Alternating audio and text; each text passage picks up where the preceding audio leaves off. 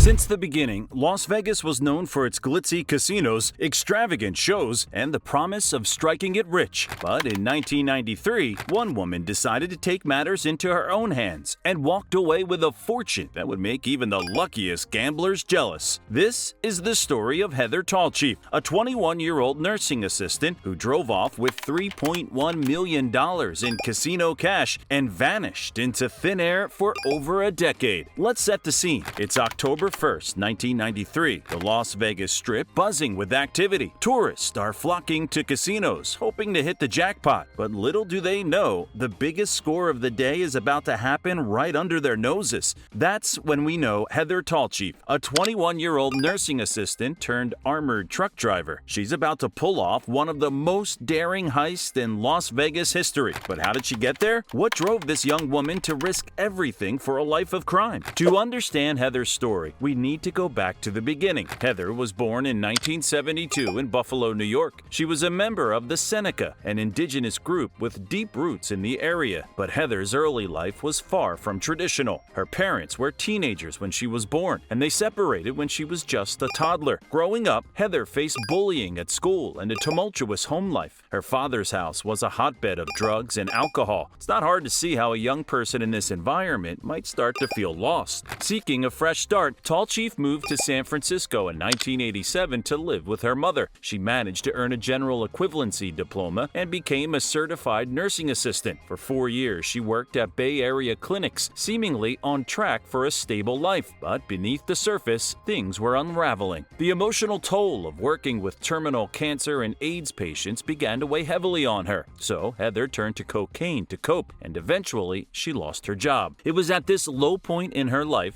in 1993, that fate threw Heather Tallchief a curveball in the form of Roberto Solis. She met the 48-year-old Solis at a San Francisco nightclub, and her life would never be the same. Now, Roberto Solis wasn't just any middle-aged man hanging out at nightclubs. He had a past, a dark and violent one. Born in Nicaragua in 1945, Solis had already served time for a brutal crime. In 1969, he had gunned down an armored car guard during a failed robbery in front of a San Francisco Woolworths store. He was sentenced to life in prison for this murder. But while in prison, he discovered a talent for poetry. Writing under the pen name Pancho Aguila, Solis penned critically acclaimed books. His work gained such a following that his fans, a group of writers and artists, successfully petitioned for his release. In 1991, after serving just over 2 decades of his life sentence, Roberto Solis walked free. When Tallchief met Solis, she had no idea about his violent past. To her, he seemed worldly, mysterious, and exciting, a stark contrast to her troubled life. He was reformed, Tallchief later told the New York Times. He wrote poetry and knew his mother. He was a very normal person. But from the moment Tallchief stepped into Solis's apartment, she entered a world that was anything but normal. The place was adorned with an altar featuring a goat's head, crystals, and tarot cards. Solis asked her if she believed in the devil, then offered her cocaine. He introduced her to the concept of sex magic, claiming it could manifest all the money they'd ever need. Solis began to exert a powerful influence over the young, vulnerable Heather. He showed her strange VHS tapes with swirling colors, which Heather later claimed had a hypnotic effect on her. He trained her to fire AK-47 and began planting the seeds of a daring plan in her mind. In the summer of 1993, Solis convinced Tallchief to move with him to Las Vegas. Once there, he urged her to find employment at Loomis Armored, the very same company he had attempted to rob 24 years earlier. Coincidence? Tallchief, seemingly under Solis's spell, complied without questioning it. You see, Loomis Armored was responsible for transporting millions in cash between Las Vegas casinos and ATMs. It was a tempting target, and Solis had his sights set on it. He made Tallchief memorize a detailed map and set of instructions, preparing her for what would become one of the most audacious heists in Las Vegas history. On the morning of October 1st, 1993, Heather Tallchief reported for work at Loomis Armored as usual. She climbed into the driver's seat of an armored van, joined by 2 co-workers. Their first stop was the Circus Hotel and Casino. The job was routine. Drive from casino to casino, refilling depleted ATM machines with cash. On this particular morning, the van was loaded with over $3 million.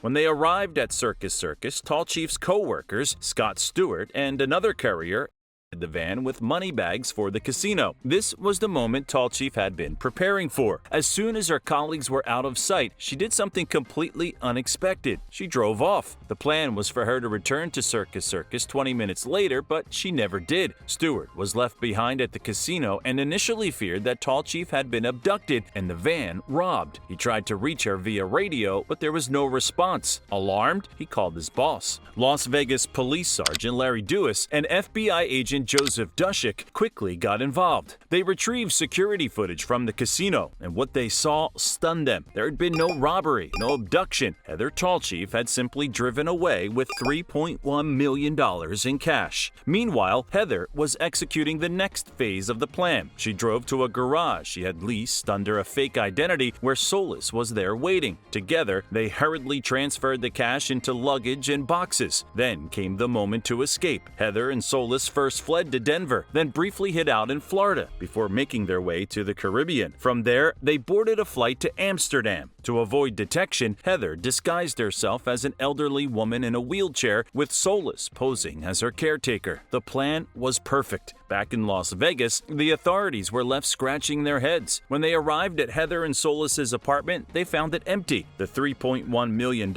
and the unlikely pair of thieves had vanished without a trace. And now, Heather Tall Chief became one of the most wanted women in America. But the reality of her life on the run was far from glamorous. While she had hoped to settle on a quiet farm somewhere, she instead found herself working as a hotel maid in Amsterdam. Solis kept tight control over the money, deflecting her questions with vague reassurances. "Don't worry about it. I'm taking care of it. It's okay. It's safe. I've got it under control." And as time passed, the dynamics of Heather and Solis's relationship began to shift. Solis became increasingly indifferent towards her, bringing other women into their home. Then, in 1994, Heather discovered she was pregnant. That changed everything for her. For the first time, she regained some control over her life and decided to leave Solis. He gave Heather and their newborn son a few $1,000s when she broke up with him. Left to fend for herself in a foreign country with a baby, she struggled to build a new life under a false identity, always looking over her shoulder, fearing that her past would catch up with her. For the next decade, Heather Tall Chief lived a double life. To her neighbors and co-workers, she was Donna Marie Eaton, a single mother working hard to provide for her son. As he grew older, Heather began to feel the strain of living a lie. She wanted her child to have a normal life, to be able to travel freely, to have a future unburdened by her past mistakes. When her son turned 10, Heather made a decision that would once again change the course of her life. On September 12, 2005, Heather Tall Chief, now 33 years old, boarded a plane to Los Angeles under her false identity. From there, she made her way to Las Vegas, the scene of her crime 12 years earlier. On September 15th, she walked into the United States Marshal's office with a lawyer by her side and turned herself in. Yes, the woman who had pulled off one of the most daring heists in Las Vegas history and successfully evaded capture for over a decade was finally in custody. Heather faced 10 felony charges, including bank embezzlement, credit union embezzlement, and possession of a fraudulently obtained passport. She pleaded guilty. During her trial, Heather's defense painted a picture of a young, vulnerable woman who had been manipulated and brainwashed by Roberto Solis. They argued that she had been under his control when she committed the crime. Heather herself claimed that Solis had used sex, drugs, and magic to control her, saying she had followed his criminal instructions almost like a robot. The court took these factors into consideration. While Heather could have faced up to 40 years in federal prison, she was ultimately sentenced to 63 months. She was also ordered to repay Loomis Armored $2.9 million, the amount of money that was never recovered from the heist. This was the closing of a circle, but where was Roberto Solis? Heather claimed she hadn't seen or heard from him since she left him in Amsterdam over a decade earlier. The last she knew, he had been in possession of most of the stolen money. If still alive, Solis would be in his late 70s today, having successfully evaded the FBI for nearly 3 decades. It looks like, at least for one person in this story, it actually was the perfect crime.